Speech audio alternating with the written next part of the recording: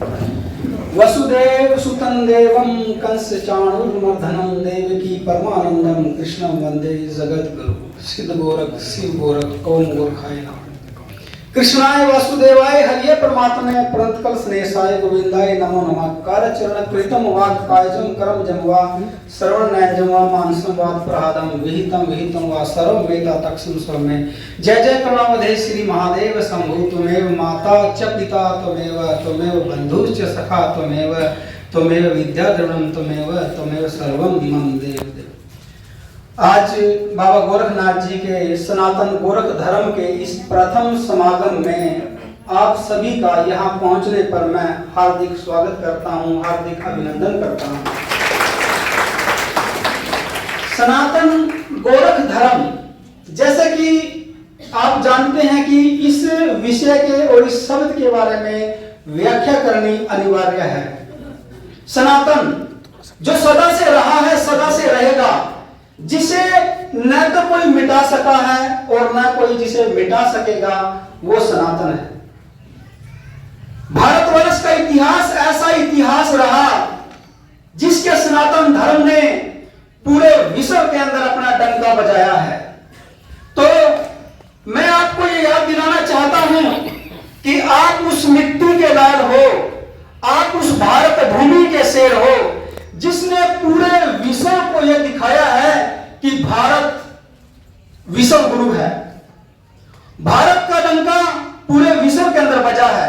उसका एक ही कारण है, वो है आपका सनातन धर्म। सनातन धर्म के बारे में जानने की आवश्यकता है कि सनातन धर्म है क्या। सनातन से सदा, न से नाथ, तैसे तुम्हें, न से नमन। सदा नाथ तुम्हें नमन, यही सनातन है। सनातन धर्म के अंदर नाथ संप्रदाय की भूमिका बहुत महत्वपूर्ण रही है। इस पूरे संसार के अंदर जब जब धर्म पर, सृष्टि पर कोई संकट आया तो नाथ संप्रदाय ने उस संकट का सामना किया और धर्म की रक्षा की। नाथ संप्रदाय के संस्थापक और नाथ संप्रदाय के नाथ शिरोमणि बाबा गोरखनाथ जी की विचारधारा के बारे में आज हम यहां चर्चा करेंगे। आज सनातन धर्म को और सनातन धर्म के शेरों को उसकी जागरूकता की आवश्यकता है। आज आवश्यकता है हमें यह जानने की सनातन धर्म क्या है। हमारी आने वाली पीढ़ियां इस बात को भली प्रकार से जाने कि सनातन है क्या। आपका जन्म सनातन धर्म में हुआ, मैं ये कहना चाहता हूं कि आप आप ये बात भूल चुके हो, आपको ये बात याद दिलाने की आवश्यकता है। आज पूजा पद्धति के बारे में, आज विनती प्रार्थना के बारे में, आज आस्था के बारे में प्रत्येक विषय पे चर्चा करने की आवश्यकता है। यदि हम अपने सनातन धर्म के विषय में चर्चा नहीं करेंगे तो आने वाली पीढ़ियों को कौन बताएगा कि हमारे हनुमान जी सनातन धर्म के अंदर ऐसे हुए जो सूर्य देवता को भी निकल गए थे। कौन बताएगा कि बाबा गोरखनाथ जी ऐसे हुए जो पूरी गंगा को कमंडल में भरकर ले गए थे। के कहते हैं यदि कोई धर्म है तो सनातन धर्म है, और सनातन धर्म के सिवा इस पूरी धरती पर कोई दूसरा धर्म ही नहीं। यदि आप किसी धर्म को धर्म की परिभाषा देते हो तो हम उन्हें संप्रदाय कह सकते हैं, धर्म नहीं कह सकते। गैर सनातनी संस्कृतियों ने अपने अलग अलग संप्रदाय बना लिए और इस समाज के अंदर दुष्प्रचार करना शुरू कर दिया। इसीलिए आज सनातनी लोगों की संख्या दिन पर दिन कम होती जा रही है। परंतु हमें इस चर्चा पर गहनता से विचार विमर्श करने की आवश्यकता है। सबसे पहले मैं आपको बताना चाहता हूं कि बाबा गोरखनाथ क्या है। इस संसार के अंदर एक अजन्मी शक्ति, जिन्होंने कभी जन्म नहीं लिया, जिन किसी स्त्री के यदि साकार रूप में है वो बाबा गोरखनाथ जी के रूप में है। हमारे सनातन धर्म के अंदर 4 युग हुए, चारों युगों के अंदर बाबा गोरखनाथ जी ने अपनी उपस्थिति दर्ज कराई है। इसलिए आज आवश्यकता है उस बाबा गोरखनाथ जी के बारे में जानने की। एक समय ऐसा था जब संस्कृतियों को तोड़ने का भरकस और सनातन की संस्कृति को तोड़ने का भरकस प्रयास किया जा रहा था, तब बाबा गोरखनाथ जी प्रत्येक युग के अंदर आकर के सनातन संस्कृति की रक्षा करते रहे हैं।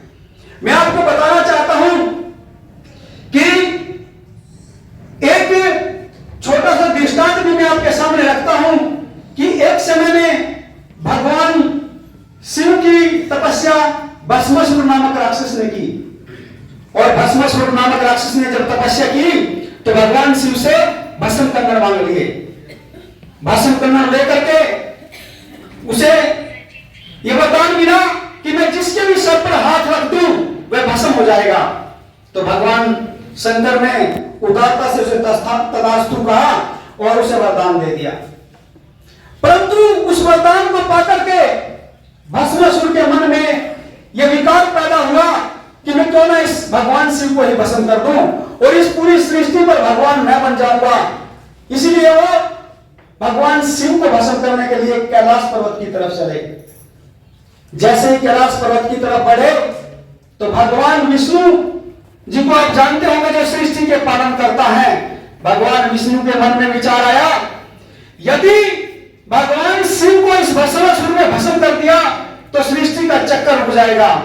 तो उन्होंने मोहिनी रूप धारण करके भस्मासुर को यह बात कही कि मैं तुमसे विवाह करने के लिए तैयार हूं। उन्होंने माता पार्वती का रूप धारण किया और आप इस बाबा को छोड़ दीजिए। तब भस्मासुर की उनकी बातों में आ गए और उन्होंने कहा कि भगवान शंकर तो मुझे नाच के दिखाते थे, आप भी मुझे नाच के दिखाएं। तो अपनी बातों में उलझा करके भस्मासुर के ही सर पे हाथ रखवा दिया और भस्मासुर भस्म हो गए। तो सृष्टि चक्र दोबारा से चलता रहा। इस प्रकार भगवान विष्णु ने यह लीला दिखाई। परंतु आगे क्या हुआ? जैसे ही भगवान शंकर कैलाश पर आए और अकेले बैठे, उनके मन में विचार आया कि मेरा शिष्य, मैंने वरदान दिया और मुझे ही भस्म करने लगा। तब भगवान शिव ने क्रोध में आकर के, शिव का तांडव शुरू हुआ और क्रोध में आकर के सारी विद्या को कीन दिया। इस पूरे ब्रह्मांड के अंदर यदि बात की जाए सनातन की, तो मैं सनातन के अंदर प्रत्येक चीज वैज्ञानिकता के रूप में बताई गई है। हमारी संस्कृति कहती है कि एक भगवान एक है, दो पक्ष दो है, कृष्ण पक्ष और शुक्ल पक्ष, पता होगा आपको। 3 लोक 4 युग 5 तत्व 6 शास्त्र 7 वार 8 खंड 9 ग्रह 10 दिशा 11 रुद्र 12 महीने 13 रतन और 14 विद्या। तो हमारी सनातन संस्कृति के अनुसार पूरी धरती पर, पूरे ब्रह्मांड के अंदर 14 विद्याएं होती हैं, जिसे कहते हैं कि श्रृंगार विद्या, संगीत विद्या, खगोल विद्या, भगोल विद्या, रसायन विद्या, गणित विद्या और तंत्र विद्या। जो जंत्र तंत्र मंत्र से मिलकर बनती है, तो 14 की 14 विद्याओं को भगवान शंकर ने विलहित कर दिया, स्तंभित कर दिया कि कोई भी व्यक्ति इन विद्याओं का इस्तेमाल नहीं कर पाएगा। तो आप विचार करिए कि आपके जीवन में ऐसी व्यवस्था आ गई, ना तो आप श्रृंगार कर सकते, आपको तारों नक्षत्रों के बारे में ज्ञान नहीं, गणित के बारे में ज्ञान नहीं, रसायन के बारे में ज्ञान नहीं, आपको किसी भी प्रकार का ज्ञान नहीं, तो अपने जीवन का विकास कैसे करोगे? तो यह समस्या पूरी सृष्टि के सामने जब आई, तो बाबा गोरखनाथ जी ने साबर मंत्र की रचना की। साबर मंत्र वो मंत्र है जिसमें पूरी विद्याओं को, संसार की सारी विद्याओं को दोबारा इस संसार के लिए खोल दिया और आज आप उसका इस्तेमाल कर रहे हो। आज आपके हाथ में, प्रत्येक व्यक्ति के हाथ में मोबाइल है। फोन चलाते हो आप, मोबाइल चलाते हो, ऐसा कोई घर नहीं होगा, ऐसा कोई व्यक्ति नहीं होगा जिसके पास मोबाइल नहीं होता। परंतु यह बात जाने कि किस विद्या से चलता है। इस सृष्टि की प्रत्येक चीज 3 चीजों से मिलकर चलती है, जंत्र तंत्र और मंत्र। जंत्र एक मशीन है, यंत्र जो हम उसे खुराक देते हैं, जंत्र को चलाने का यंत्र है, और मन के भाव को प्रकट करना मंत्र कहलाता है।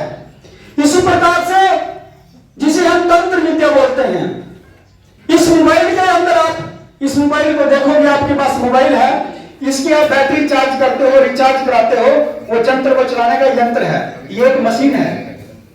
और मंत्र, मन के भाव को प्रकट करना, जब आपके पास किसी का नंबर नहीं है, किसी का संपर्क नहीं है, तो आप कैसे बात कर पाओगे?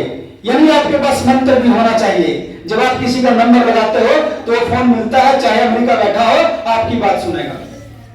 तो ऐसे विद्या आप लोगों के सामने आप इस्तेमाल कर रहे हो, ये बाबा गोरखनाथ जी की देन है। बाबा गोरखनाथ जी ने सागर मंत्र का निर्माण करके आप लोगों के लिए 14 की 14 विद्याएं खोल दी। परंतु आज सनातन पर विचार विमर्श करने की गहन आवश्यकता है, पूजा पद्धति के बारे में जानने की आवश्यकता है, और उसे जानना ही पड़ेगा। मैं आपसे पूछना चाहता हूं कि पूजा क्या होती है? आज हम पूजा पाठ करते हैं, भक्ति करते हैं, भजन करते हैं, क्या होता है? हमारे एक कवि ने कहा भी है, जटा न मुंडन न तिलक न त्रिपुंडन न पोथी न पाथ में न सादगी बसीती में, मोको कहा ढूंढे रे बंदे, मैं तो तेरे पास में, एक वास में, एक विश्वास में। तो आप लोग जाने कि पूजा पद्धति क्या है। हमारे बाबा गोरखनाथ जी की जो विचारधारा है, पूजा पद्धति 2 प्रकार की होती है इस संसार के अंदर। एक भक्ति होती है शिव की, शिव शिव, सृष्टि में ईश्वर का वास ही शिव है। और एक भक्ति होती है सब की। सब की व्याख्या करने की आवश्यकता नहीं है, प्रत्येक व्यक्ति जानता है कि सब क्या होता है। इसी प्रकार से शिव और सब, हम लोग शिव की पूजा को छोड़ चुके हैं और सब की पूजा हम करने लगे हैं। एक पूजा होती है शक्ति की और एक पूजा होती है स्थान की। स्थान, किसी व्यक्ति ने कोई विशेष स्थान बना दिया तो आप उसकी पूजा करने लग गए। और एक पूजा होती है शक्ति की। शक्ति जो आपके अंदर विद्यमान है, उस परमपिता परमात्मा ने अपने अंश निकाल करके आपके अंदर जो आत्मा डाली है वो शक्ति के रूप में है। आप लोगों को ज्ञात होना चाहिए, जब तक इस शरीर के अंदर आत्मा है तब तक इस शरीर का महत्व है। यदि अपने शरीर से आत्मा निकल कर चली गई तो लोग इसका संस्कार कर देते हैं, अपने पास कोई नहीं रखता। इसलिए स्थान और बाबा गोरखनाथ जी का जो रास्ता है, बाबा गोरखनाथ जी ने जो बताया है, वो अंधविश्वास और पाखंड से रहित है। किसी भी प्रकार का पाखंड और किसी भी प्रकार का अंधविश्वास बाबा गोरखनाथ जी की भक्ति में नहीं है। हम सीधा ठोक के कहते हैं, इस पूरी सृष्टि के अंदर सनातन गोरख संस्कृति से बड़ी कोई संस्कृति नहीं, बाबा गोरखनाथ की जो विचारधारा से बड़ी कोई विचारधारा नहीं। आप लोग इस प्रकार बात को भली प्रकार से जान ले।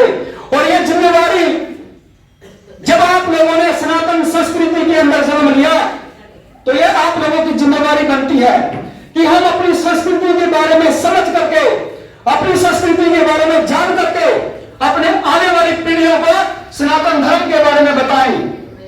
आज एक बड़े दुख की बात भी पूरे विश्व के अंदर है कि एक समय ऐसा था जब पूरे ब्रह्मांड के अंदर सनातन का डंका बजता था। परंतु आज बड़े दुर्भाग्य की बात है और बड़े दुख की बात है कि दिन प्रतिदिन हमारी संख्याएं कम होती जा रही हैं। इसका कारण क्या है? इसका कारण हमारा स्वार्थ, हमारा लोभ और हमारी अज्ञानता है। हमें संस्कृति, सभ्यता और अपने धर्म के बारे में ज्ञान नहीं है। जब तक हमें ज्ञान नहीं होगा तब तक हम गतम गतो, खरबूजा खरबूजों में देख के रंग बदलता है, इस प्रकार की व्यवस्था में चलते रहेंगे। जैसे एक भेड़ चलती है, उस भेड़ के पीछे सारे व्यक्ति चल देते हैं। और सबसे उद्धार धर्म यदि कोई है वो सनातन धर्म है। सनातन धर्म इतना उद्धार है, ये सारी संस्कृतियों को अपने अंदर समेट लेता है। परंतु फिर भी मैं गर्व से एक बात कहना चाहता हूं कि उस चमकते सूर्य के समान जब सूर्य उगता है, जिस प्रकार से सूर्य देवता को उगने का घमंड नहीं होता, और जब सूर्य देव छिपते हैं, जिस प्रकार सूर्य देवता को छिपने का दुख भी नहीं होता, गम भी नहीं होता, उसी प्रकार से हमें अपने सनातन पर गर्व है। और आने वाले समय के अंदर ये जो सदी होने जा रही है, सनातन हिंदुत्व की सदी होने जा रही है। आने वाले समय के अंदर विश्व के प्रत्येक घर के अंदर हम सीधा ठोक के कहते हैं कि सनातन हिंदू धर्म का डंका बजेगा।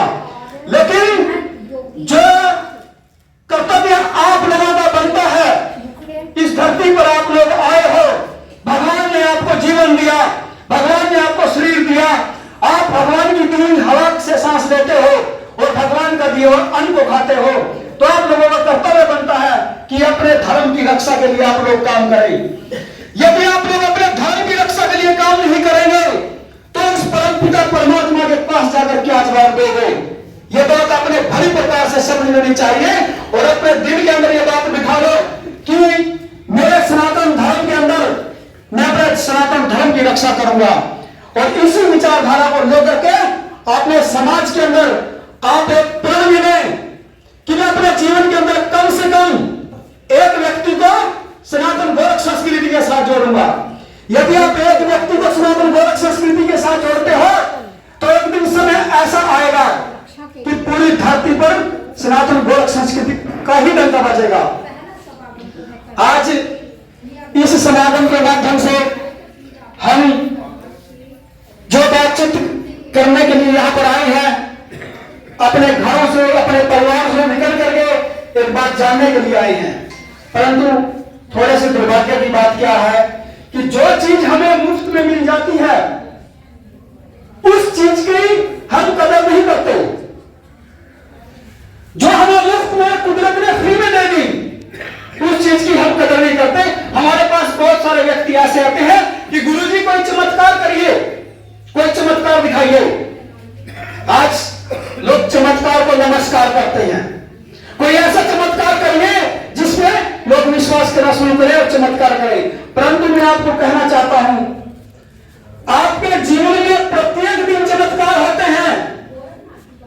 आपके प्रत्येक दिन आप चमत्कार देखते हो और चमत्कार देखते हुए भी उन्हें अनदेखा कर देते हो। उस सृष्टि के रचनाकार ने पल पल चमत्कार दिखाए हैं, पर आपकी जो दृष्टि है, जो आंखें हैं, वो देखने वाली होनी चाहिए।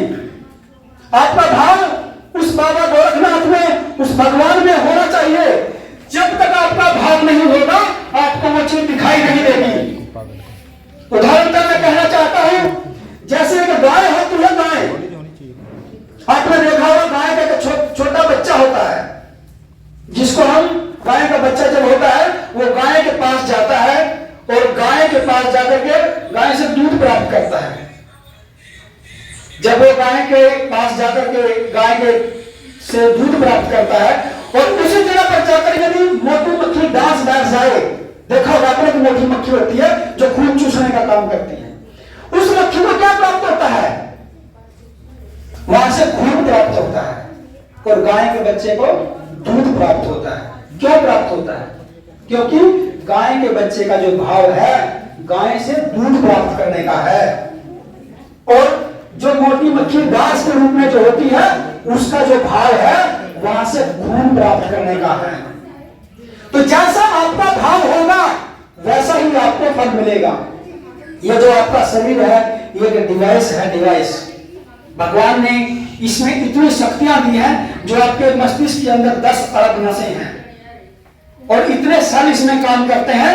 यदि आप केंद्रित करके उस परमपिता परमात्मा से इसको जोड़ने का प्रयास करते हो, उससे जुड़ना चाहते हो, उस नेट से कनेक्ट करते हो, जैसे अपने मोबाइल को कनेक्ट करते हैं, तो जब सृष्टि से जुड़ते हैं तो सारी सृष्टि का ज्ञान आप लोगों के अंदर आएगा। तो वैसे ही जो भाव संस्कृति से आपको प्राप्त करने का होगा आपको वो मिलेगा, और यदि आपका भाव खून प्राप्त करने का होगा तो आपको खून मिलेगा। भगवान ने चमत्कार किए हैं, खिलाइए आपको लाल जूस तैयार मिलेगा, लाल रक्त तैयार मिलेगा। ये ऐसी मशीन दे दी आपको, या कुछ भी खाए, मिट्टी खा लो, आप पत्ते तोड़ के खा लो, पेड़ से कुछ भी खा लो तो आपके शरीर में लाल रक्त बनेगा। क्या ऐसी मशीन में इंसान बना सकता है? क्या यह चमत्कार नहीं? प्रकार के देवी देवता हैं जो हमारे जीवन को चलाते हैं, और वो देवी देवता किसी व्यक्ति ने नहीं बनाए। आज हम व्यक्ति की बनाई हुई चीज की आराधना करते हैं, पूजा करते हैं, लेकिन उस प्रकृति ने जो बनाया उसकी आराधना नहीं करते। और सनातन संस्कृति के अंदर यही जानने की आवश्यकता है कि वो 33 कोटि देवी देवता है, वो 33 कोटि देवी देवता के बारे में जान करके हमें उनसे ज्ञान प्राप्त करके अपने जीवन के अंदर सुख शांति लानी है। और इस संसार में दो प्रकार की ऊर्जाएं होती हैं। एक होती है सकारात्मक ऊर्जा, जिसे हम पॉजिटिव एनर्जी बोलते हैं। एक होती है नकारात्मक ऊर्जा, जिसे हम नेगेटिव एनर्जी बोलते हैं। सकारात्मक ऊर्जा हमें सकारात्मक ढंग से जीने का कार्य सिखाती है, हमारे जीवन को सुचारू रूप से चलाती है। और जो नकारात्मक ऊर्जा होती है वो किसी व्यक्ति के अंदर भी आ सकती है, वो किसी घर के अंदर भी आ सकती है। नकारात्मक ऊर्जा हमारे जीवन में नुकसान करने का कार्य करती है। तो नेगेटिव और पॉजिटिव ये बात ऊर्जा को ही लागू होती है। आपने देखा होगा जब हम बिजली के करंट में काम करते हैं तो अर्थ और फेस दो चीजें होती हैं, दो तारे होती हैं, वो लगाते हैं। जब वो लगाएंगे तभी वो चीज काम करेगी। इसी प्रकार से वो चीज जाननी है। और चार देवता हमारे जीवन के अंदर, गृहस्थ जीवन के अंदर काम करते हैं। हमें उन्हें भी जानना है कि उनकी पूजा कैसे होती है, वो कौन से देवता है। सबसे पहला देवता है पितर देवता। पूरी सनातन संस्कृति के अंदर पितर पूजा की जाती है या नहीं? सभी मानते हैं या नहीं मानते इसको? पितर देवता, कुल देवी, कुल देवता और इष्ट देवता, ये प्रत्येक व्यक्ति के होते हैं। हम उनकी आराधना करते हैं, परंतु दुर्भाग्य की बात यह है कि इनके बारे में हमें सही प्रकार की जानकारी नहीं है। हमें जैसे बताया जाता है हम उसको मान लेते हैं।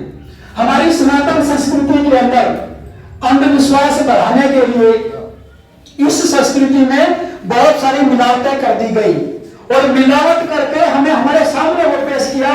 जब हमारे सामने वो मिलावट आई तो हमारी संस्कृति को लोग पाखंड और अंधविश्वास की दृष्टि से देखने लगे। परंतु सनातन संस्कृति के अंदर मैं आपको बताना चाहता हूं कि बाबा गोरखनाथ जी ने इस पूरे ब्रह्मांड को एक पूजा की करने के लिए कहा है, जिसे हम धूणे की पूजा कहते हैं। कितने लोग ऐसे यहां पर बैठे हैं जो धूणे के बारे में जानते हैं? एक बार हाथ खड़े करके बताएंगे कि धूना क्या होता है? बहुत ही कम लोग हैं, बहुत ही कम लोगों के हाथ ऊपर हुए कि धूना क्या होता है। परंतु मैं आज आपको बताना चाहता हूं कि धूने के बिना सृष्टि नहीं चलती। जिस चीज से, जिस पदार्थ से हम ऊष्मा प्राप्त करते हैं, जब उसे हम चेतन करते हैं तब हमारा जीवन चलता है। धूना क्या होता है? जैसे बाबा गोरखनाथ जी, इसमें हम उसके चंदन की या आम की लकड़ डाल के आग जगाते हैं और कोई इस प्रकार का बनाते हैं तो उसको संधि धुआं बोलते हैं। वो आपका धुआं है। आपके घर में चूल्हा जागृत होगा तो खाना पकेगा, खाना पक के आप लोगों के सामने आएगा। जब खाना पक करके आप लोगों के पास आया और आपने उस खाने से रोटी का निवाला तोड़ करके अपने मुंह के अंदर डाला, जब वो निवाला आपके गर्भ के अंदर, पेट के अंदर जाता है तो एक जठरा अग्नि उत्पन्न होती है। किसको पता है कि जठरा अग्नि उत्पन्न होती है? सभी को पता है ना? एक बार हाथ खड़े करें, किस किस को पता है? जठरा अग्नि की आराधना करें। जल के रूप में देवता दिया, जल एक अमृत है। हमारी पूजा क्या है, हमारी भक्ति क्या है? हम जल को साफ सुथरा रखें, हम वायु वातावरण को साफ सुथरा रखें। हम सब यहां किराए के मकान पर आए हैं। जो इतनी संपत्ति आप लोग इकट्ठी कर रहे हो, जायदाद इकट्ठी करते हैं, कोठियां बंगले हम इकट्ठे करते हैं। मैं आपसे पूछना चाहता हूं, जब बच्चे का जन्म होता है किस हालात में वो इस सृष्टि में आता है? उसके हाथ खाली होते हैं, उसके पास कुछ भी नहीं होता। और जब यहां से जाता है कफन में जेब नहीं होती। जब वो व्यक्ति यहां से जाता है तो उसके पास क्या होता है? कुछ भी वो लेकर नहीं जाता। यह सृष्टि की सारी जो चीजें हैं हम यहीं पर छोड़ जाते हैं कि ये किराए का मकान है, ये शरीर भी किराए का है, इसको भी मिट्टी में मिल जाएगा, यहीं पर छोड़ जाते हैं। तो आज यदि छोड़ने लायक कोई है वो अहंकार है। आप लोग इस बात का गमन न करिए कि मेरे पास बहुत बड़ा पैसा है, बहुत बड़ा पद है, कोई मंत्री पद पे है, कोई मिनिस्टर पद पे है। ये सब यहां तक है। विश्व का सबसे महान योद्धा यूनान के अंदर जो हुआ, सिकंदर महान का नाम सभी जानते हैं। सिकंदर महान ने 26 वर्ष की आयु में, अरस्तु उनके गुरु थे, उन्होंने प्रण लिया कि ये पूरे विश्व के अंदर पूरे विश्व को जीत के दिखाऊंगा। तो 26 वर्ष की आयु में वो विश्व विजेता बनने का अभियान लेकर इस संसार के अंदर चला और 36 वर्ष की आयु में मात्र 10 साल में उसकी मृत्यु हो गई। सिकंदर ने बहुत सारे विश्व को जीत लिया और विश्व का बहुत बड़ा हिस्सा सिकंदर के कब्जे में आ गया। परंतु जब सिकंदर भारत से हार कर वापस लौट रहा था तो बेबीलोन के स्थान पर एक जगह थी, वहां पर रेगिस्तान था। उन्हें सेना की टुकड़ियों को 2 हिस्सों में बांट दिया, एक जल के रास्ते से और थल के रास्ते से। और थल के रास्ते का नेतृत्व उसने स्वयं किया। जब वो बेबीलोन के रेगिस्तान में पहुंचा तो उसे बहुत तेज बुखार हो गया और बुखार होने के बाद वो अपने राजवैद्य जो थे वो कहने लगा, उन्हें उसकी औषधि वगैरह उनको दिलाई, लेकिन कोई आराम नहीं हुआ। तो सिकंदर कहने लगा कि मुझे 2 घूंट पानी की पिला दो, मैं उसे अपना आधा राज्य दे दूंगा यदि कोई मुझे 2 घूंट पानी की पिला सकता है। तो उसके सैनिक की तरफ दौड़े, उन्होंने कहा महाराज कहीं पर भी पानी नहीं है। फिर वो कहने लगे ठीक है, मुझे मेरी माता जी से मिला दो, मैं उसको आधा राज्य दे दूंगा। तो कहने लगे जी असंभव है, आपकी माता जी यूनान के अंदर बहुत दूर है, यहां से हम नहीं मिला सकते। तब उसके प्राण टूटने लगे, वो तड़प रहा था। उसने कहा कि आप मुझे एक काम करें, सारी बात छोड़े, कहीं से भी ला करके सिर्फ 2 घूंट पानी की पिला दें। यदि आप मुझे 2 घूंट पानी की पिला देते हो, मैं अपना सारा राज्य उसे दे दूंगा। मेरे पूरे राज्य की कीमत 2 घूंट पानी है। तो सभी सैनिक कहने लगे नहीं जी असंभव है, पानी कहीं पर भी नहीं मिला। और सिकंदर तड़प तड़प कर अपने प्राण छोड़ देता है, वहां पर मर जाता है। लेकिन मरते मरते वह अपने जो राजवैद्य उन्हें कहता है कि जब मेरा जनाजा लेकर आप जाएं तो मेरे जनाजे को मेरे राजवैद्य जो है वो उठाएंगे और कफन मत डालना मुझ पर, मेरे हाथ और पांव नंगे छोड़ देना और ये कहना कि नंगे पांव है, खाली हाथ है और जुल्म साथ है, कि संसार के अंदर आकर के मैंने इस सृष्टि के लोगों पर जो अत्याचार किया, जो जुल्म किया, वही साथ लेकर जा रहा हूं। जब उन्होंने ये बात कही, खाली छोड़ देना और ये बात कहते हुए जाना कि और ताकि ये दुनिया देख सके कि संसार का विश्व विजेता सिकंदर का जनाजा जा रहा है और आज कुछ भी साथ लेकर नहीं गया। इसी प्रकार से हमें अपने जीवन के अंदर सर्वदा त्याग की भावना रखनी चाहिए कि न जाने कब ये शरीर भी छोड़ना पड़ जाए, ये कोठी बंगले कार न जाने कब छोड़ने पड़ जाए। हमें अंदर ये त्याग की भावना हमारे अंदर होनी चाहिए, तब हमारा जीवन सही प्रकार से चलेगा। और जो त्याग की भावना है, यदि कोई संस्कृति सिखाती है त्याग की भावना, तो सनातन संस्कृति सिखाती है। सनातन हिंदू संस्कृति के अंदर जीवन को त्याग के साथ जीना सिखाया जाता है। और सनातन हिंदू संस्कृति के सबसे बड़ा उदाहरण अयोध्या के अंदर पैदा हुए सनातन हिंदू संस्कृति के जननायक भगवान श्री रामचंद्र जी हैं।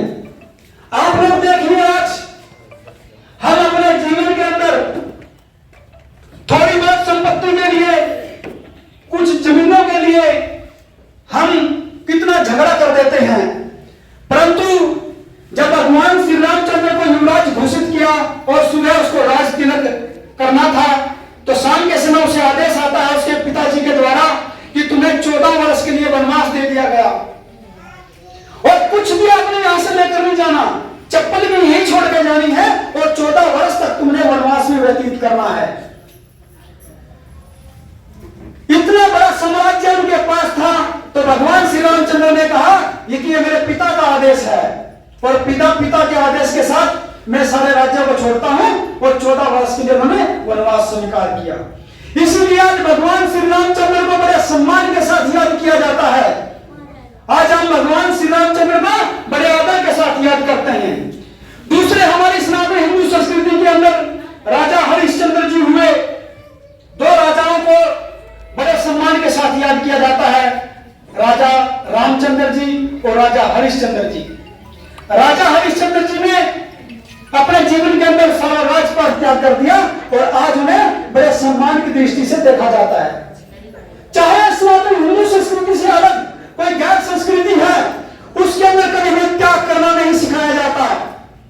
त्याग करना यदि सिखाया जाता है तो सनातन हिंदू संस्कृति के अंदर सिखाया जाता है। इसीलिए हम सबका यह कर्तव्य बनता है कि हम अपनी सनातन हिंदू संस्कृति के बारे में अपने आने वाले बच्चों को, आने वाली पीढ़ियों को बताएं। और भक्ति, तप, ज्ञान और वैराग्य, जब हम इनके बारे में जानते हैं, भक्ति, तप और ज्ञान वैराग्य का सबसे बड़ा आधार जो होता है वो हमारे कर्म होते हैं। हमारी सनातन हिंदू संस्कृति के अंदर 4 वेद, 6 शास्त्र, 18 पुराण है। 4 वेद, 6 शास्त्र, 18 पुराण का यदि हम निचोड़ देखेंगे तो हमारी सनातन हिंदू संस्कृति की ज्ञान देने वाली सबसे पवित्र पुस्तक यदि कोई है वो भगवत गीता है। भगवत गीता का सारा ज्ञान यदि हम निचोड़ के देखें तो एक शब्द के अंदर सिमट जाता है। बता सकते हैं कि वो शब्द कौन सा है? कर्म। कर्मण्येवाधिकारस्तु मा फलेषु कर्मन् मा फलेषु कदाचन। कर्मण्य वसुदेव सुतम देवम कृष्णानंदम देवकी परमानंदम कृष्ण वंदे जगद्गुरु। तो कर्म का जो निचोड़ है समस्त भगवत गीता का उस कर्म के अंदर आ जाता है। परंतु हमें यह जानने की आवश्यकता है कि कर्म कितने प्रकार का है। हम इस बात को भी नहीं जान पाते कि अच्छा कर्म करें, बुरा कर्म करें। कोई हम कर्म कर रहे हैं, प्रश्न पूछते हैं लोग कि कोई व्यक्ति मांस को खाने का काम करता है कि अच्छा कर्म है, बुरा कर्म है। जैसे शेर को खाता है, शेर खाता है, बिल्ली खाती है, तो इस प्रकार के उदाहरण देते हैं लोग। परंतु कर्म गति को जानने के लिए हमें यह जानना होगा कर्म कितने प्रकार का है। असल में सनातन हिंदू संस्कृति के अंदर 6 प्रकार के कर्म हैं। सबसे पहला कर्म, और फिर होता है विकर्म, एक होता है कुकर्म, एक होता है सुकर्म, एक होता है कराक्रम, एक होता है पराक्रम। तो सनातन संस्कृति कहती है कि कर्म करो, विकर्म ना करो, सुकर्म करो, कुकर्म ना करो और पराक्रम करो, कभी पराक्रम मत करो। जो हम अपने जीवन में नित्य प्रति करते हैं वो हमारा कर्म है। जैसे एक व्यक्ति विद्यार्थी है, स्कूल में जाना उसका कर्म है, यह उसकी भक्ति है। जैसे हम अपने परिवार को ईमानदारी से अपना अर्जित करके खर्चा चलाते हैं वो हमारा कर्म है। लेकिन गलत तरीके से यदि हम काम करते हैं वो विकर्म हो जाता है। और कुकर्म किसी का मानसिक, शारीरिक, आर्थिक शोषण करना इस श्रेणी में आता है। सुकर्म किसी के लिए अच्छा काम करना, किसी की मदद करना, सुकर्म की श्रेणी में आते हैं। पराक्रम किसी की निंदा या चुगली करना इसकी श्रेणी में आते हैं। और पराक्रम किसी भी कार्य में बहादुरी दिखाना, ख्याति प्राप्त करना इसकी श्रेणी में आते हैं। तो सनातन हिंदू संस्कृति आप लोगों को यह बात सिखाती है। तो आज हम इस समागम के माध्यम से बाबा गोरखनाथ जी का यह प्रथम समागम है। अभी हमारा 10 तारीख को इंद्री के अंदर श्री कृष्णा मंदिर, श्री कृष्णा धर्मशाला के अंदर बाबा गोरखनाथ जी का द्वितीय समागम है। और 14 तारीख को असंध के अंदर बाबा गोरखनाथ जी का तृतीय समागम है। इस प्रकार से हम एक अलग, जैसे बाबा गोरखनाथ जी ने अलग जलाया था, उस अलग को लेकर के पूरे हरियाणा प्रदेश की प्रत्येक विधानसभा के अंदर हम भ्रमण करेंगे। और यदि किसी भी प्रकार की कोई समस्या होती है, कई बार व्यक्ति कहता है कि मुझे नकारात्मक ऊर्जा या किसी प्रकार की कोई समस्या है, उस समस्या के चलते यदि कोई व्यक्ति बाबा गोरखनाथ जी का नाम लेता है, मैं आपको बाबा गोरखनाथ जी की इतना चमत्कार की चीज बताता हूं। जब आपको किसी से भय लगे, जब आपको लगे कि मेरा बीपी डाउन होने लगा है, समस्या आने लगी है, तो आप बाबा गोरखनाथ जी का स्मरण करें। एक मंत्र मैं आपको बताता हूं, आप उसका ध्यान करें। ओम चैतन्य गोरक्षनाथाय नमः। एक बार बोलेंगे सभी, ओम चैतन्य गोरक्षनाथाय नमः। ओम चैतन्य गोरक्षनाथाय नमः। आप लोग इस मंत्र का जाप करें और मैं निश्चित रूप से आप आप लोगों को इस बात की जानकारी देता हूं, यदि किसी भी प्रकार का भय है आप लोगों को, यदि किसी प्रकार की नकारात्मक ऊर्जा की कोई समस्या है आप लोगों को, वो जड़ से समाप्त हो जाएगी मात्र बाबा गोरखनाथ जी का नाम लेने से। क्योंकि बाबा गोरखनाथ जी इस सृष्टि की अजन्मी शक्ति है, एक निराकार शक्ति का साकार रूप है, और वो शक्ति जो है वो सब आप लोगों के अंदर विद्यमान है। आज आप लोग स्थान की पूजा को महत्व देते हैं, किसी ने कोई स्थान बना दिया, आप लोग वहां जाकर मत्था टेकते हैं, क्या पता आपको यह पता भी नहीं कि उसमें शक्ति का वास है या नहीं, परंतु प्रत्येक व्यक्ति के अंदर जीव का वास है, शक्ति का वास है। वो सांस लेते हैं, खाना खाते हैं, चलते हैं, फिरते हैं, ये आपको पता है। प्रत्येक व्यक्ति के अंदर भगवान का वास है। इसीलिए यदि आपने कदर करनी है, अपना जीवन जीना है, सबसे पहले जिन्होंने आपको जीवन दिया वो आपके सबसे पहले भगवान है, वो है आपके माता पिता। यदि आप अपने माता और पिता की सेवा कर लेते हो अपने घर के अंदर, तो आपको किसी भी प्रकार की नकारात्मक ऊर्जा आपके पास नहीं आएगी। और माता पिता की जो शक्ति है वो आपके साथ आपको इतनी मदद करेगी कि आपका जो जीवन है वो बिल्कुल ही सही प्रकार से चलेगा।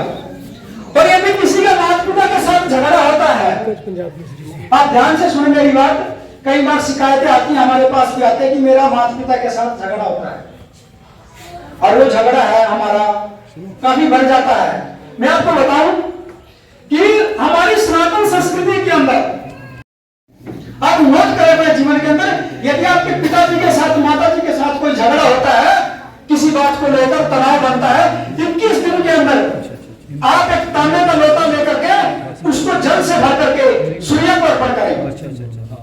आदिदेव नमस्तुभं प्रसीदमं भास्कर दिवाकर नमस्तुभं प्रभाकर नमस्तुते, इस मंत्र का जाप करें। यदि ये मंत्र याद नहीं होता, ओम सूर्य देव आय नमः, आप इस मंत्र को बोल करके सूर्य को जब 21 दिन तक लगातार जल देते हो तो निश्चित रूप से आपके घर में कभी भी झगड़ा नहीं होगा। इस बात की हम जानकारी देते हैं, गारंटी देते हैं, आप इस्तेमाल करके देखना। यह हमारी सनातन संस्कृति सिखाती है। बहुत सारे हमारे साथी बैठे हैं और पत्रकार बंधु भी हैं, और कुछ हमारे पत्रकार बंधु मस्तिष्क में तिलक लगा रखा उन्होंने, माथे पर तिलक लगाते हैं। माथे पर तिलक लगाना एक साइंस का काम है, यह हमारी संस्कृति सिखाती है। क्योंकि यह हमारा 10वां द्वार है, यहाँ हमारी 10 अरब नसों का स्नायु केंद्र है। यहाँ पर जब मस्तिष्क पे हम तिलक लगाते हैं, पहले हम चंदन का तिलक लगाते थे, तो ये हमारे मस्तिष्क को बिल्कुल ठंडा रखता है, किसी भी प्रकार का ब्लड प्रेशर या तनाव हमारे जीवन में नहीं आता।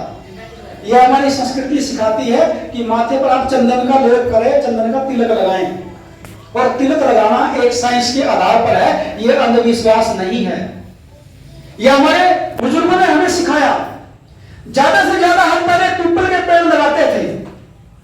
पीपल का पेड़ क्यों लगाते थे? हमारे बुजुर्गों ने कहा कि आप पीपल के पेड़ में उसकी जड़ में पानी डालिए तो आप ब्रह्मा की पूजा करेंगे। उसका कारण क्या है? अभी कोरोना के अंदर आप लोगों ने देखा होगा कि ऑक्सीजन की जब कमी हमारी धरती पर हुई तो 20-20 हजार रुपए के आपने सिलेंडर खरीदे भी होंगे, बहुत सारे लोगों ने खरीदे भी हैं। लेकिन जो प्रकृति है हमें मुफ्त में ऑक्सीजन देती है, और पीपल का पेड़ ऐसा है जो हमें रात में भी और दिन में भी ऑक्सीजन देता है। इसीलिए यह भी साइंस है। दूसरी संस्कृतियां हमें अपनी संस्कृति से दूर करने का प्रयास करती हैं, क्योंकि हमें पहले सिखाया जाता था कि हम अपने शरीर का उपचार, बीमारी का उपचार कैसे करें। हमारे गुरुकुलों के अंदर यह बात सिखाई जाती थी कि हमारी जो विद्याएं हैं वो उनका इस्तेमाल किस प्रकार से करें, लेकिन आज हम उन्हें भूलते जा रहे हैं।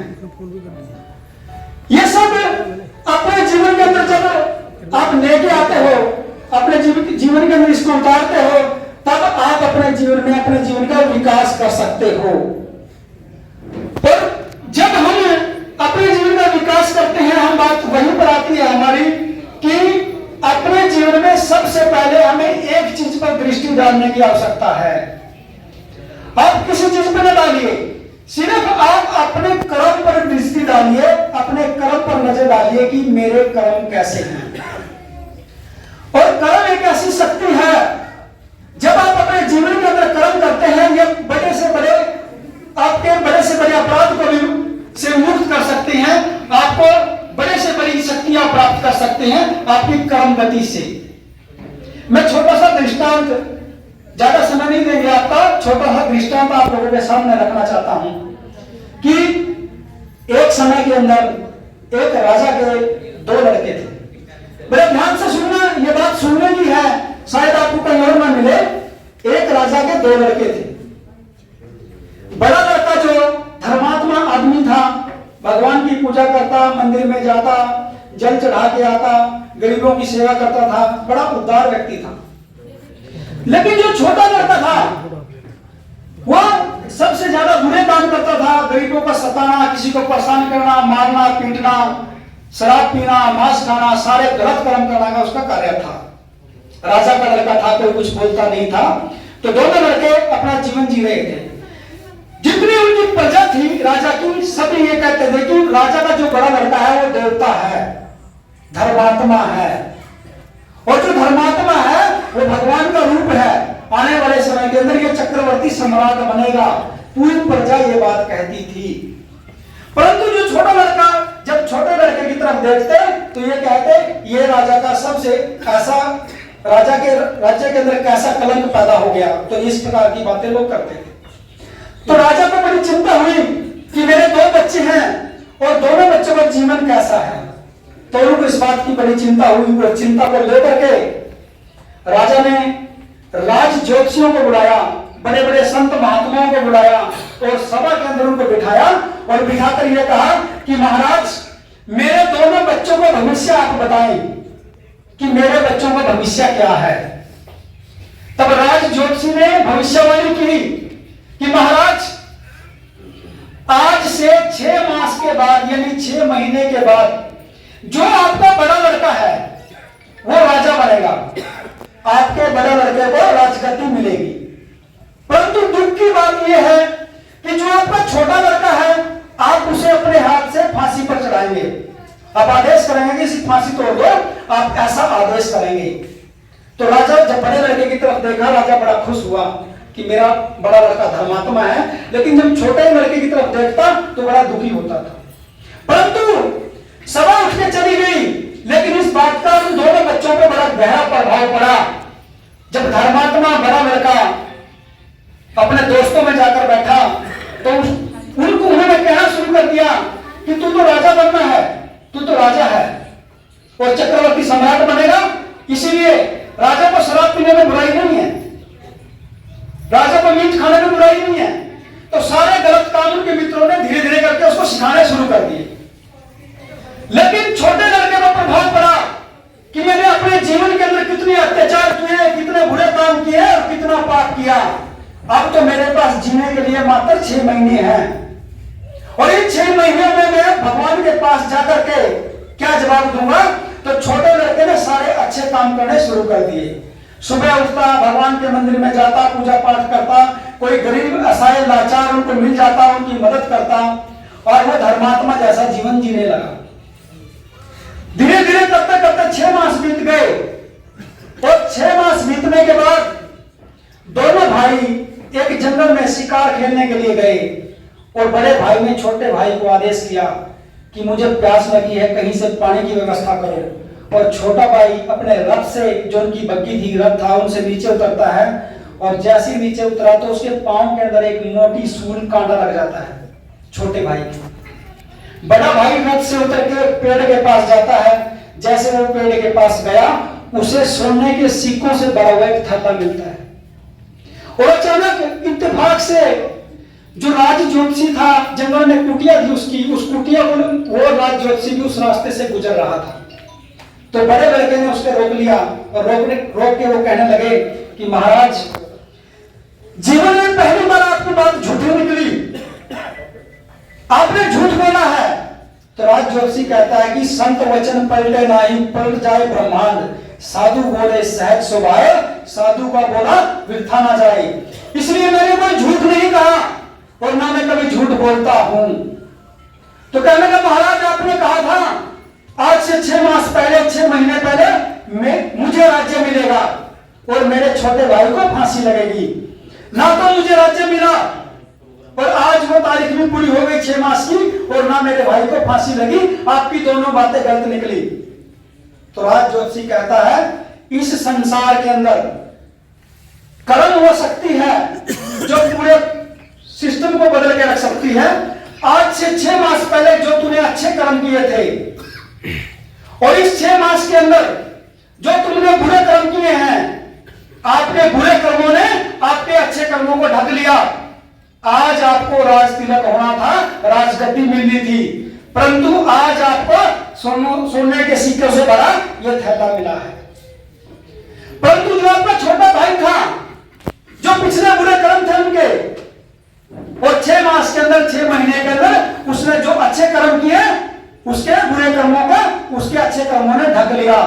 इसलिए आज आपके छोटे भाई को फांसी लगनी थी, उसके पांव में सूंड लगी है, कांटा लगा है।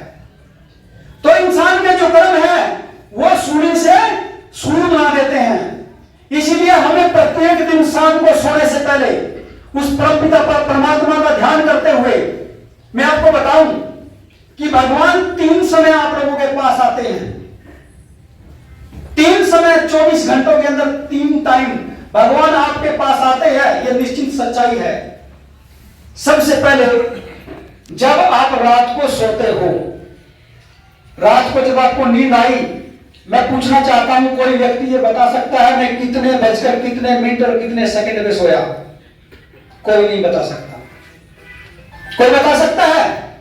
आपको लगभग 10 बजे नींद आएगी, लगभग 10:10 पे आई, मैं 11 बजे सोया, ये कहोगे लगभग, लेकिन कंफर्म टाइम कोई नहीं बता सकता।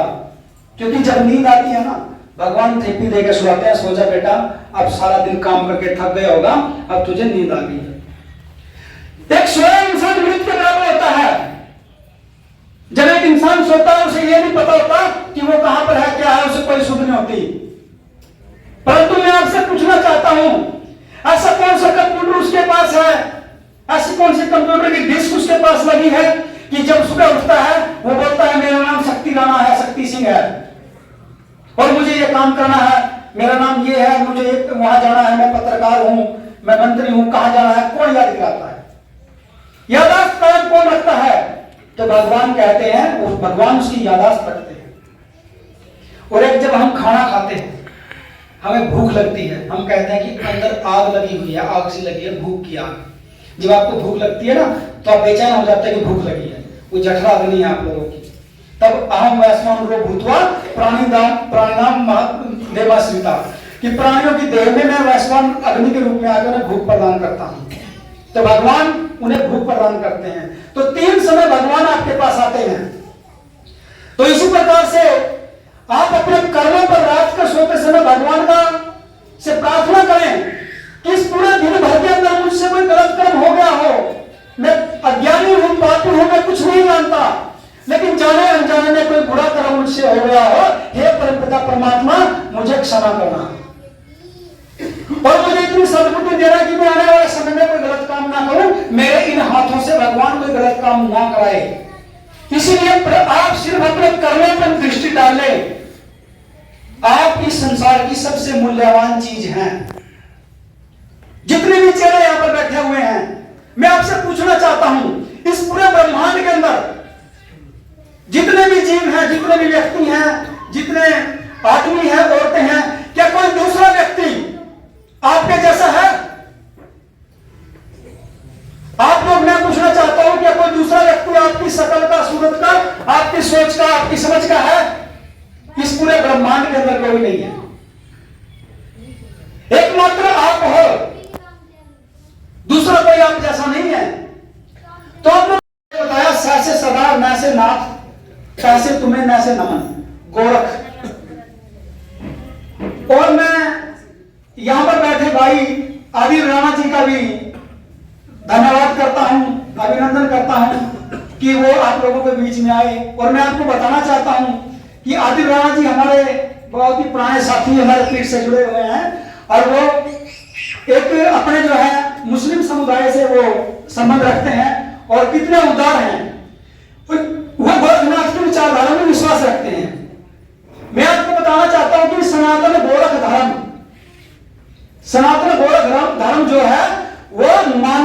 मानवता के साथ जुड़ करके जीवन जीने की कला सिखाता है। वो प्रत्येक व्यक्ति को जोड़ने का काम करता है, तोड़ने का नहीं। सनातन गोरख रख है। ध्यान से सुनने शब्द को, इस शब्द के अंदर कितना कुछ छिपा हुआ है। गो से बड़ा गौतम बुद्ध है, जिसने बौद्ध धर्म की स्थापना की इस पूरी धरती के अंदर। बौद्ध धर्म को सभी जानते हैं। गौ से बड़ा गॉड, ईसाई धर्म। रा से बड़ा राम, हिंदू धर्म का प्रतीक। रा से बड़ा रहीम, मुस्लिम धर्म। और खा से बड़ा खालसा, सिख धर्म। इस प्रकार से सभी धर्मों को साथ लेकर के, सभी संप्रदायों को साथ लेकर के, सभी व्यक्तियों को साथ लेकर के चलने वाली यदि कोई संस्कृति है, वो सनातन गोरख संस्कृति है। मैं आपको बताना चाहता हूं कि गोरखपुर के अंदर अद्वैतनाथ महाराज जी, जो आदित्यनाथ महाराज जी के गुरु हैं, उनसे पहले जो आदित्यनाथ जी के दादा गुरु हैं, वो गुजरात से हैं, आदरणीय गुलाबनाथ जी। मैं आपको बताना चाहता हूं कि गुलाबनाथ जी मुस्लिम जाति से संबंध रखते थे, और मुस्लिम जाति से संबंध रखते हुए वो सनातन गोरख संस्कृति को उन्होंने अपनाया, और वो मुख्य पीठाधीश बाबा गोरखनाथ मंदिर गोरखपुर के रहे हैं। इसलिए जो व्यक्ति किसी भी संप्रदाय से, किसी भी समुदाय से यदि सनातन गोरख संस्कृति की विचारधारा के साथ जुड़ना चाहता है, हम उसका उनका हार्दिक दिल से अभिनंदन करते हैं, स्वागत करते हैं। और इस मंच के माध्यम से मैं एक ऐलान भी करना चाहता हूं कि चाहे सिख धर्म हो, बौद्ध धर्म हो, जैन धर्म हो, ईसाई धर्म हो, मुस्लिम धर्म हो, इन सभी संप्रदायों से यदि कोई व्यक्ति सनातन गोरख संस्कृति को जानना चाहता है, सनातन गोरख संस्कृति के साथ जुड़ना चाहता है, हम सब उनका स्वागत करते हैं। और हमारा एक ही लक्ष्य है कि सनातन संस्कृति का डंका पूरे विश्व के अंदर बजे। और सनातन संस्कृति जो है, सनातन संस्कृति कभी भी तोड़ने का संदेश नहीं देती, सिर्फ जोड़ने का संदेश देती है। और मैं गैर हिंदू, सनातन हिंदू संस्कृति की ताकतों को यह कहना मैं चाहता हूं कि हमारे कवि ने जो बात, इसके साथ साथ हमारे भारत के अंदर हमारे यशस्वी प्रधानमंत्री माननीय नरेंद्र कुमार मोदी जी, मैं उनको भी इस मंच के माध्यम से बहुत बहुत धन्यवाद करता हूं कि 70 वर्षों के बाद भारत की भूमि में सनातन संस्कृति का ऐसा शेर पैदा हुआ जिसने पूरे विश्व को यह दिखा दिया कि हम भारतवर्ष के अंदर सनातन हिंदू संस्कृति के नाम हिंदू, मुस्लिम, सिख, ईसाई सब के रूप में एक भारतीय होकर रहते हैं। आज पूरे विश्व के अंदर माननीय नरेंद्र कुमार मोदी जी का डंका बजता है। आज पूरे विश्व के अंदर बड़े सम्मान की दृष्टि से भारत को देखा जाता है, वो हमारे देश के यशस्वी प्रधानमंत्री के कारण। तो मैं आप सभी से इस समागम के माध्यम से यह अपील करना चाहता हूं कि यह हमारा कर्तव्य बनता है कि 2024 के अंदर हम फिर अपने देश के यशस्वी प्रधानमंत्री माननीय नरेंद्र कुमार मोदी जी के लिए काम करें। हम भारतीय जनता पार्टी और कमल के फूल को वोट में मैं अपने ओर से यही अपील करता हूं, क्योंकि हमारे बच्चों का, हमारे भारत का जो भविष्य है हमारे देश के प्रधानमंत्री मोदी जी के हाथ में है। और 9 सालों के अंदर हम सिर्फ ठोक के कहते हैं कि 9 सालों के अंदर दिल्ली की गद्दी पर एक ऐसा शेर बैठा है जिसने पूरे विश्व को यह दिखाया है कि हमारा एक व्यक्ति करोड़ों व्यक्तियों के बराबर है। और मैं बधाई देना चाहता हूं उत्तर प्रदेश के मुख्यमंत्री माननीय योगी आदित्यनाथ महाराज जी को, उनका भी बहुत बहुत धन्यवाद करता हूं कि माननीय नरेंद्र कुमार मोदी जी के पद चिन्ह पर चलते हुए हमारे भारत के दूसरे शेर माननीय योगी आदित्यनाथ जी के रूप में सनातन हिंदू संस्कृति का डंका लेकर के वो भी पूरे विश्व के अंदर निष्ठा, सच्चाई और ईमानदारी से काम कर रहे हैं। जिस प्रकार से सनातन संस्कृति का डंका पूरे उत्तर प्रदेश के अंदर उन्होंने बजाया और पूरे विश्व के अंदर आज उनकी छवि है। और मैं धन्यवाद करना चाहता हूं हरियाणा प्रदेश के मुख्यमंत्री माननीय मनोहर लाल खट्टर जी का, उनको भी का अभिनंदन करता हूं कि वो भी अपना जीवन एक योगी के रूप में जी रहे हैं। परंतु इसके साथ साथ जो दिल में बात है वो भी कहना चाहता हूं कि माननीय मनोहर लाल जी, अपराध को लेकर आप हरियाणा में थोड़े सख्त हो, क्योंकि जिस प्रकार से आपका जो कार्य है वो हरियाणा प्रदेश के लिए बहुत सौभाग्य की बात है। ऐसा मुख्यमंत्री मिलना भाग्य नहीं, सौभाग्य की बात है। परंतु मैं कहना चाहता हूं कि माननीय मनोहर लाल जी, आप अपराध को लेकर थोड़े सख्त हैं, क्योंकि आपराधिक गतिविधियां हरियाणा प्रदेश के अंदर कुछ बढ़ रही हैं। आप उन पर लगाम लगाएं और जिस प्रकार से योगी आदित्यनाथ महाराज जी काम कर रहे हैं, ऐसा काम आप हरियाणा प्रदेश में करें। और आप ये बात कहें कि 2024 में जब आप मुख्यमंत्री बन के आए कि हरियाणा प्रदेश के अंदर अपराधी अपराध छोड़ देंगे या हरियाणा छोड़ देंगे, इस प्रकार की काम का मन आपका होना चाहिए और आप इस पर सख्ती से काम करें। इन्हीं शब्दों के साथ यहाँ पर आए हुए सभी माताओं, बहनों, भाइयों, पत्रकार बंधुओं, मैं आप सभी को बहुत बहुत बधाई देता हूं, हार्दिक अभिनंदन करता हूं और आपका